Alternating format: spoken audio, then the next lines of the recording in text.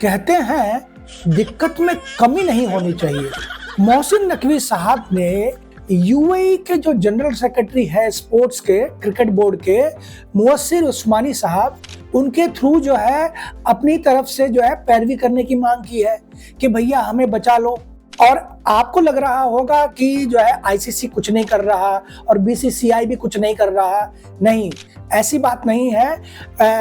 मतलब back of the channels में बातें और मीटिंग्स पूरी तरीके से चल रही है, बट एक फॉर्मल जो मीटिंग होती है, बोर्ड मीटिंग होती है, वो अभी नहीं उतार रखा है उन्होंने। और पाकिस्तान के 2 लीगल एडवाइजर और उनके सीओओ जो है वो इमरान ख्वाजा साहब जो है वो डेप्यूटी चेयरपर्सन है आईसीसी के, जय शाह के वो नीचे है, डेप्यूटी है, उनसे जो है बात चल रही है। और इमरान ख्वाजा साहब जो आईसीसी को रिप्रेजेंट करते हैं और उनकी जो लीगल टीम है, उन्होंने 2 टूक जो है जवाब दे दिया है कि भैया अगर तुम नहीं खेलते हो तो इसके कॉन्सिक्वेंसेस तुम्हें बाद में पता चलेगा।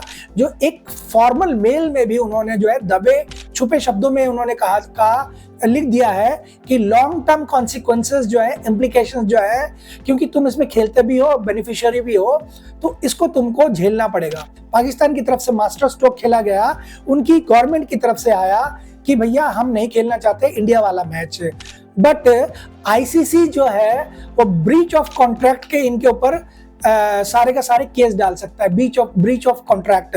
क्योंकि मेंबर पार्टिसिपेशन कॉन्ट्रैक्ट में जो है लिखा होता है कि आपको जो है एक बार अगर आपने साइन कर दिया तो उसके नफे और नुकसान दोनों में ही आपको भागीदारी होना पड़ता है और आप इससे हट नहीं सकते। और यहाँ वो कह रहे हैं कि हमारी गवर्नमेंट हमें मना कर रही है, बट उनकी गवर्नमेंट का जो नुमाइंदा है मोहसिन नकवी, वो तो क्रिकेट बोर्ड पे बैठा हुआ है और क्रिकेट बोर्ड पे गवर्नमेंट का इंटरवेंशन नहीं होना चाहिए कि आप ही का बंदा गवर्नमेंट भी चला रहा है और आप ही का बंदा क्रिकेट बोर्ड भी चला रहा है। तो इसमें सरकार का हस्तक्षेप नहीं होना चाहिए और आपके यहाँ पे सरकार का हस्तक्षेप हुआ है, ब्रीच ऑफ कॉन्ट्रैक्ट कर रहे हो और यहाँ पे आप क्रिएट कर रहे हो। तो अगर सरकार की तरफ से आ गया है तो ये एक तरीके से फाइनल ही होता है।